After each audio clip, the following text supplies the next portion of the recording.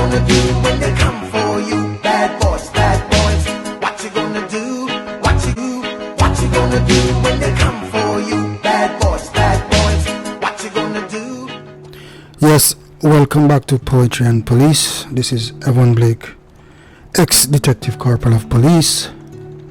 Welcome back to my channel. Please subscribe and share my videos as you see fit. Today I am going to give you a story about my stint in the Jamaica Constabulary Force, and this is a story of which I was shot and injured by another police officer. Like I always say to my subscribers, to my viewers, I am not here on YouTube to tell my subscribers any lies, and I'm not here to spread propagandas. Neither am I here to spread rumors. My stories are my stories, and my stories are my truth, and they're nothing else but my truth. So at the end of it, anyway, and feel free to criticize or to add your comments as you see fit.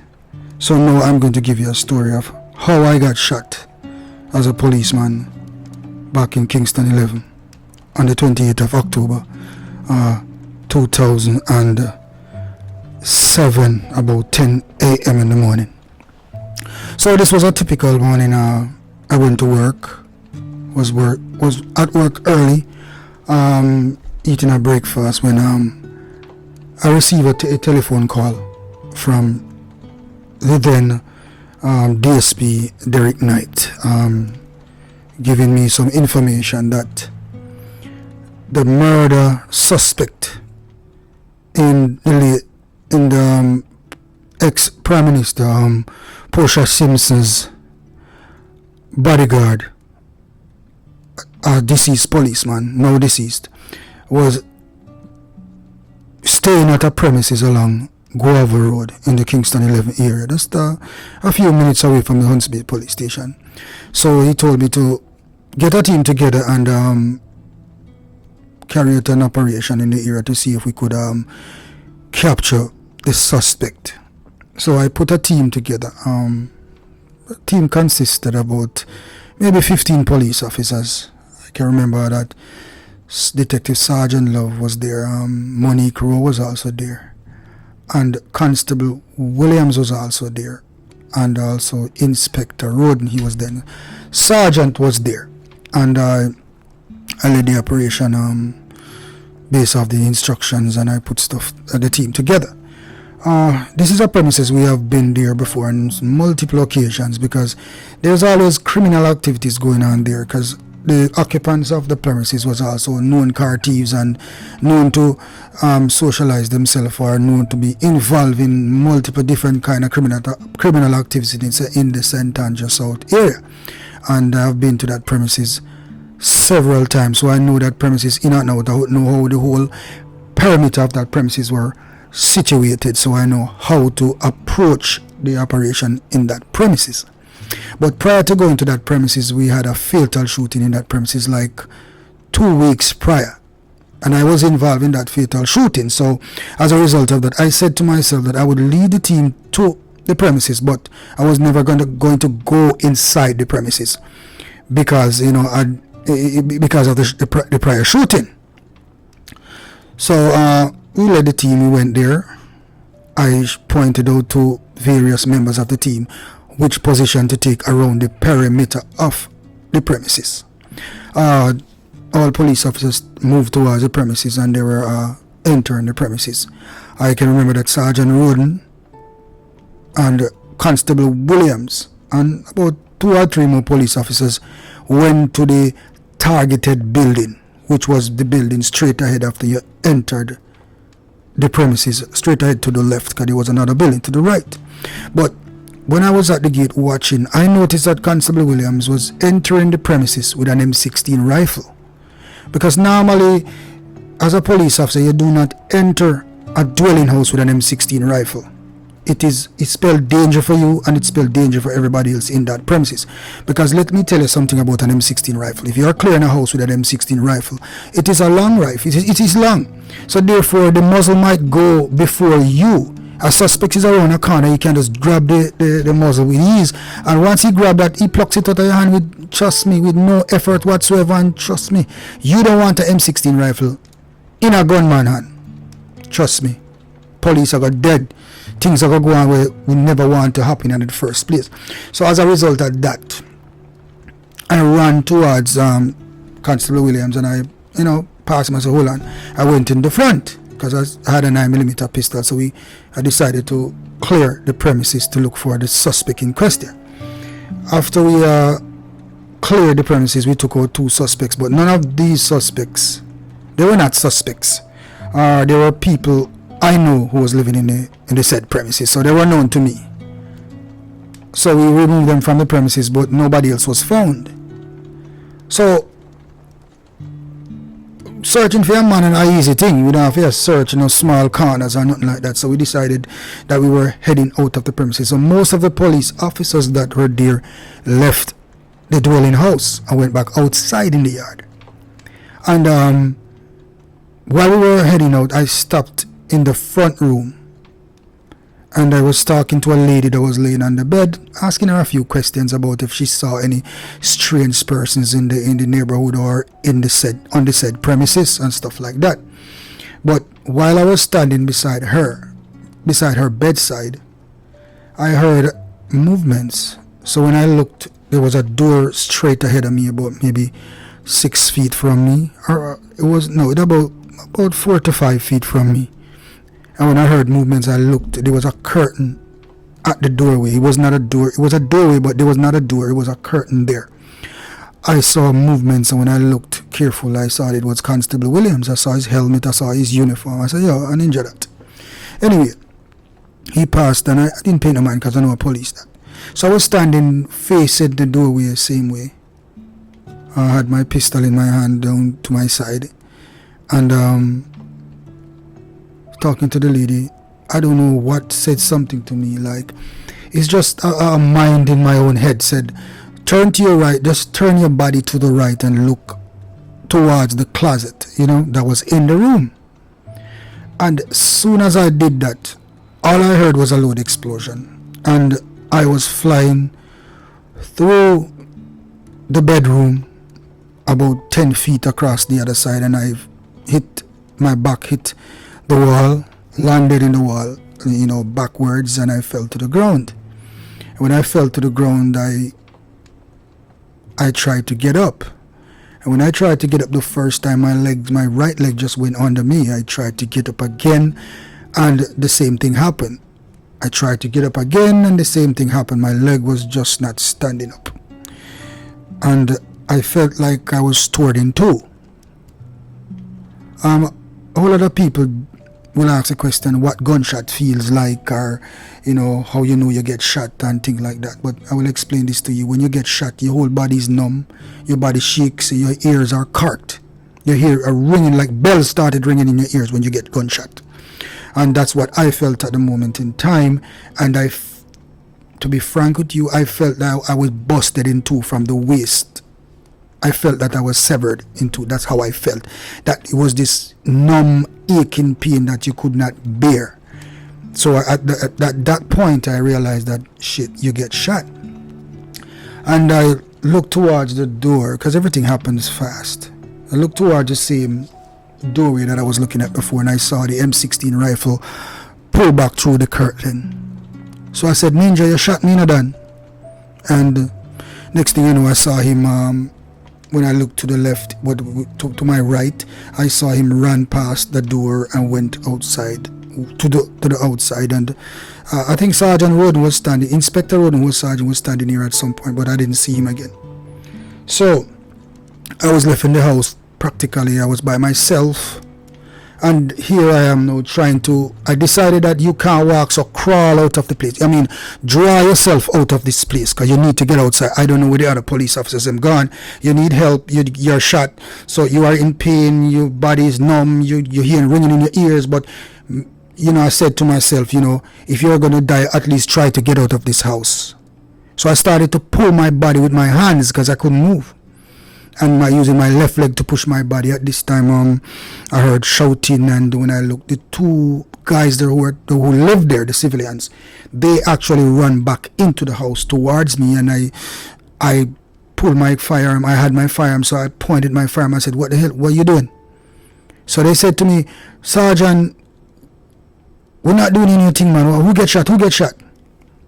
So I said to them, "I got shot."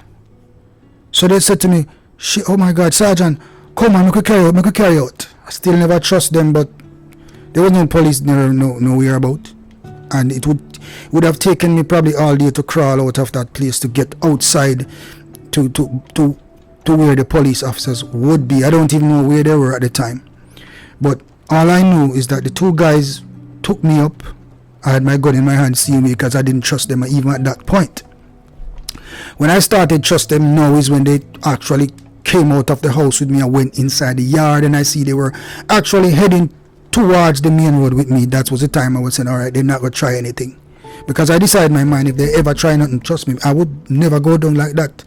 At least one of them may take out, if they try to take me out. So I had all that going into my mind, plus the pain and all that suffering. But when they took me outside on the main road, I noticed that all the police officers outside in the main road were behind motor vehicles. They were all taking cover. So when the guys took me outside, they shouted and said, "Oh, the Sarge get shot, the Sarge get shot." And then I saw Love say, "Blake get shot," and they ran towards me, and I can remember that Love put me in his Jeep, and Monique was in that Jeep also. And Sergeant Love said, "Let's take you to the hospital." And they started driving. So while they were driving toward the hospital and reaching in the 3 Mile intersection, boy, I didn't know as one man can't assault. In the 3 Mile intersection, sirens blaring and everything, this motor car ran into the Jeep. So, and I was on the seat in pain, and fell off the seat on the ground of the Jeep, in more pain, agony in the hip area, and it was just too much to handle. Me, I won't lie to you. And I managed to draw myself up back on the seat by the car. The Jeep was driving me towards the hospital. But when we were passing Huntsby, I can remember Monique said to me, "Blake, hold on, you're going to make it." And I said, "Listen, I think Ninja killed me, And Monique was saying to me, but I said, "Monique, row. God bless you, Monique, row." She was saying to me, "No, Blake, you're not dead, man. Just hold on." So at that point, Monique said, "You want to call anybody?" So I said, "Call my baby mother." My baby mother's nickname was Twiggy at the time. Now Corporal General Stewart, you know what I mean? Police Corporal General Stewart, you know what I mean? And Monique called her, and Monique said to her, "Listen, we got bad news. Blake just got shot." So she put her on the phone, and she came on the phone, and she said to me, "You got shot." She started crying, and I said, "You know what? Ninja killed me, and I ate that baby. Goodbye." And that's what I said to her, and she started crying, and I was not crying still, but I accepted the fact that I was going to die at that point. You listen to me, people? I accepted the fact that I was going to die. M16 rifle through a grind. I'm looking at my grind, and what I'm seeing is not good, and I'm saying M16. Nobody no come back from M16 rifle shot that easy. So as I was at peace with myself, and I was at peace with everything. I made up my mind that this was it. I won't be coming back from this. This was my second gunshot. I will tell you about that in another video, but this one, lingers until now with the injuries that I have, because this injury stopped my whole career. So I'm going to tell you the truth. I accepted the fact that I was going to die. Cut a long story short, agony, everything I go on, and we went to the Kingston Public Hospital. So they brought me into the emergency, and the doctors started, respect to the doctors at Kingston Public Hospital. They started doing their thing and put me on bed and took off my clothes and all of that, what they're supposed to do. And I can remember once they did a x-ray and whatever they did, and they went to see the result to see if anything was happening. And I was lying on the bed there, and I remember that Bench Sergeant Roden, now Inspector Roden Respect, Roden said to me, "Blake, you think you're going to make it?" And I said to Roden, no Roden, I'm gonna take me, I'm gonna make it.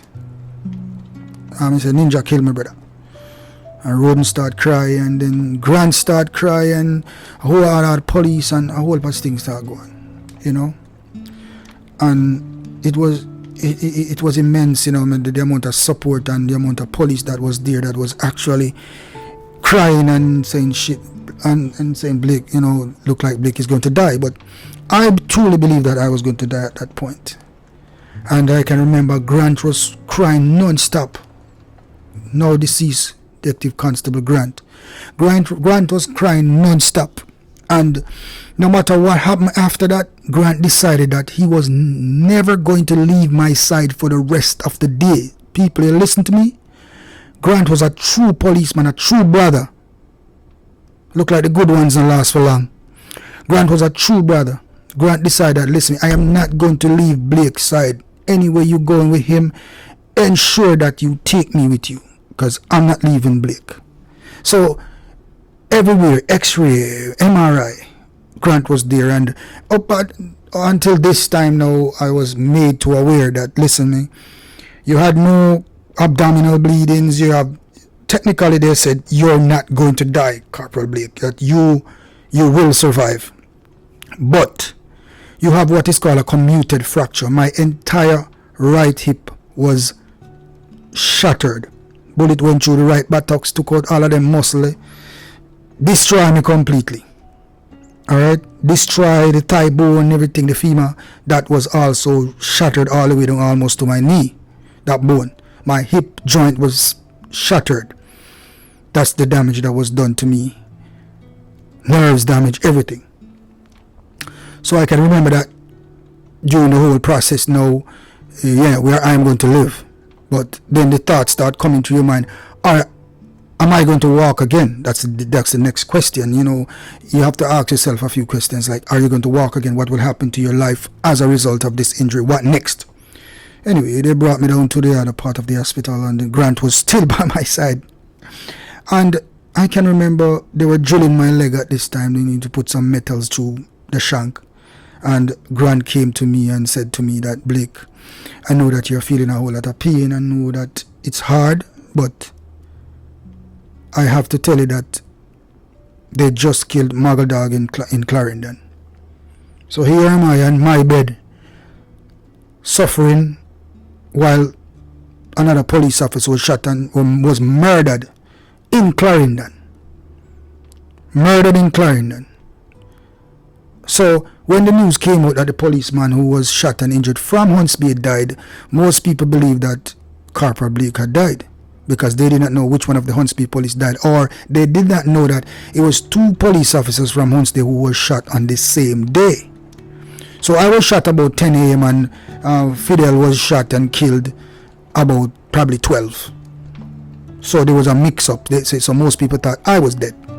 Some unscrupulous, undesirable people was also celebrating that Blake is dead. You know, criminals on the street. But no, Blake never dead. Blake's still there. Anyway, after that, you know, I spent some time in the hospital, you know, for a long time. They did a surgery on my right hip after this is what I'm going to tell you, people. But this is the worst part of the whole thing. You see, after being shot by another police officer, you go through all this trauma and all this pain and suffering, and I am sent home. A matter of fact, before I was sent home, the doctor had some meeting with some other doctors, orthopedic surgeons, and they had come together with a plan on what surgery is to be done, the best surgery to be done for me, because they were thinking about hip replacement and other stuff. But they had decided that they were going to do a hip reconstruction using a specific plate, metal plate, but that plate did not exist in Jamaica. So they were trying to outsource it from other countries, including America. And it was taking too long. This was not being done. It was not, they could not find it anywhere. And I can remember my uncle came down from America, God bless Desmond Blake, and he said to them, listen, send my nephew to New York. Let him do his surgery in Kings County Hospital. And I can remember the Federation was saying, all right. But people, it was more politics than my health. It was more politics than my health. I remember that Raymond Wilson was dealing with the whole matter, and they were trying to get those plates into place. But while they were arguing about getting these plates and they can't get this place, I was in the hospital, people, with a fever every day of 100 and something degrees. I had an infection in the hip. I was suffering while everybody was arguing what to do. So this is what happens. This is how they treat police officers, especially when you're not at the rank of a superintendent. Because I was there and only a woman inspector was trying to ensure that everything was put into place for me to travel to do my surgery. But in the end of the day, it did not come true. That even business people in the St. Andrews South area started asking why Blake's surgery is not done. And I remember Cowboy was asking the same thing too. And then it has caused some kind of thing between the Federation and the St. Andrews South leaders. Like, why is the man's surgery not done? Why is this happening? No money, no this, no that. That is the thing, bro. Everybody consider politics before they can pay to do the policeman's surgery. Everybody have to go through one bag of rope to save a policeman's life, or to make a policeman do the best thing for a policeman for walk again. It was politics, and it went on and on and on and on. While I was in the hospital suffering, politics was being played. And in the end, the equipment that was needed to do my surgery never came forward, and I was never sent abroad for my surgery to be done.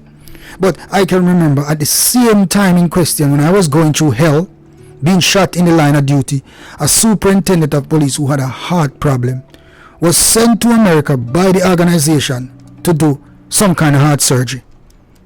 You see that?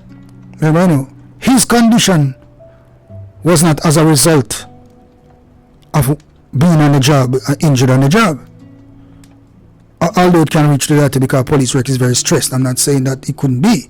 But I'm saying to you, you see that? If I was probably the rank of at least an inspector, no, not even inspector, a superintendent of police, say or ASP then, my surgery would have been done abroad because they would have rushed it. But who cares about a corporal, or who cares about a constable, or a corporal, or a sergeant of police? People, nobody cares about us from inspector down. I am telling you that. So nothing was done for the proper surgery to be done on my hip. I can remember during that time, the chaplain came to the hospital to visit me. And the chaplain said to me, Corporal Blake, let me tell you something. Do not let them patch you up and send you home, because that is the plan. You hear me, people? Jamaican people, fellow police officers. This is what I am saying to you. The chaplain told me, do not let them patch you up and send you home, because that is their plan.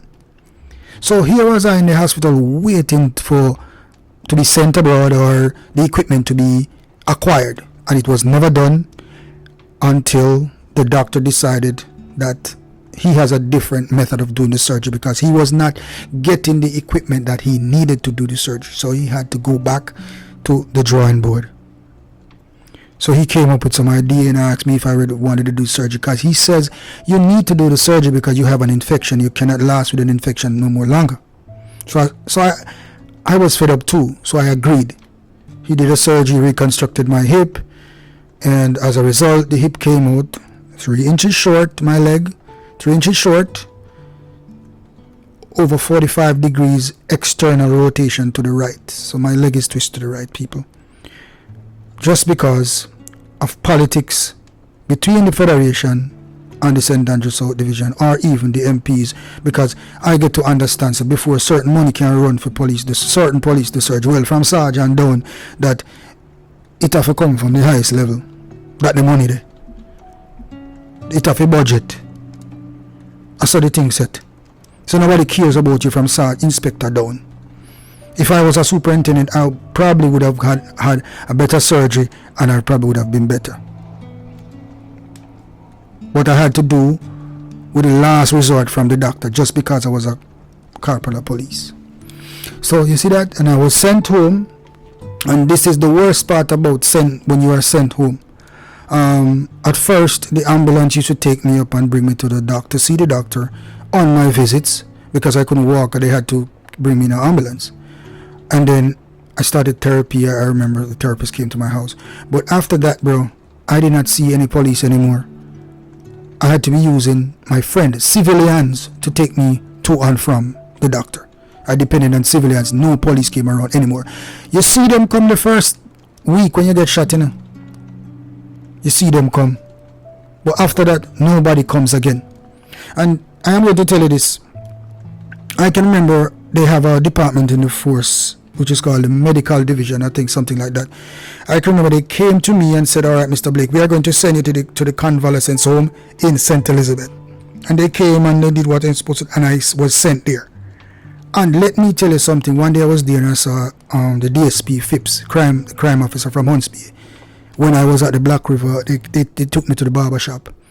And I saw Mr. Phipps. And he asked me, what are you doing down here? And I said, well, you don't know? This is the DSP in charge of crime, and a detective corporal that is under his command is at the convalescence home in St. Elizabeth, and the DSP did not even know about that. The whole division, St. Andrew South Division, did not know that I was in St. Elizabeth doing therapy. They did not know this. And it goes further. I was out there for years on sick leave, and nobody visited me. Nobody knew about me. Nobody knew what was going on with me. Understand? Nobody knew what was going on with me. What happened to me, if me dead or what. Nobody knew that. That is how the work is. Or was. I mean, I don't know if it changed, but I do not think there is any changes where that is concerned. If there is, then police, you know what I mean, touche to you guys. At least the system is better now and people are running the system better. Understand? But I was injured and out for years. Nobody knew about me. I went to Huntsby one day to pick up my pay slip, and the officer in charge of Huntsby, which is now Deputy Commissioner Stewart, he saw me in the yard. And I remember one time I asked him for help, and he said, go to the Police Federation for help. This man did not even try to grant me any help. He did not try to reach out to anybody to get me help. But this is what he did. The man went and talked to some of the officers, and then certain people approached me saying that instructions of SP South, which is the instruction of Mr. Stewart, that my salary was supposed to be stopped. No, a policeman on sick leave. I had sick leave in. I was not short any sick leave. A policeman on sick leave. January in 2016, January, the SP South, which is now Deputy Commissioner Stewart, recommended that my salary be stopped if I did not give them a date to do a hip replacement surgery.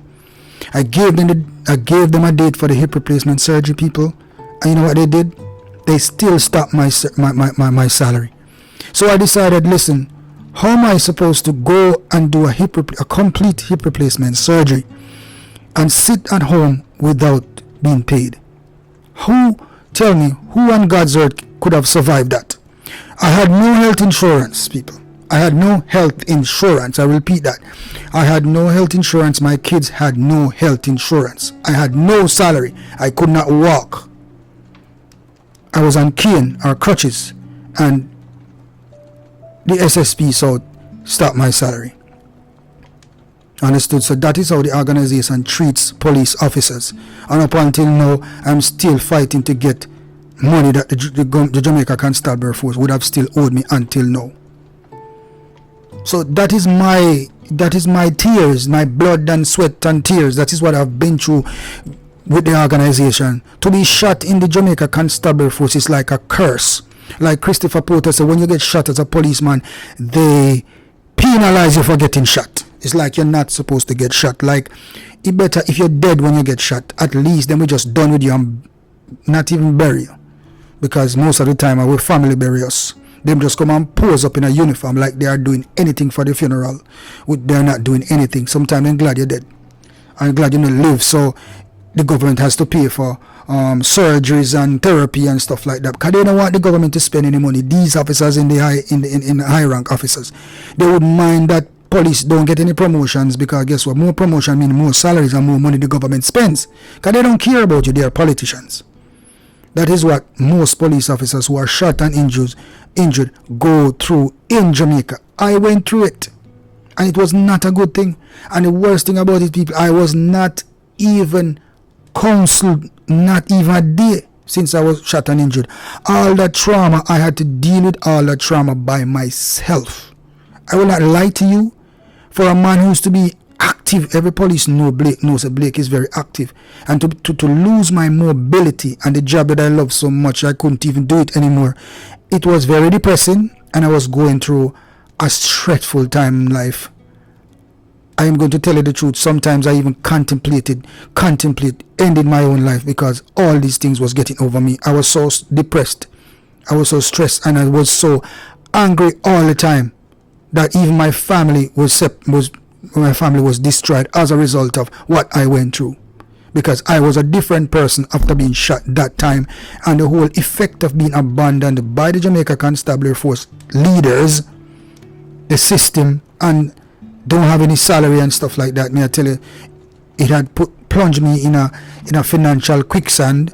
And at one point in my life, I was thinking about ending my own life. I will not lie to you. You see, a whole lot of police see Blake and don't know Blake. They don't know what Blake went through.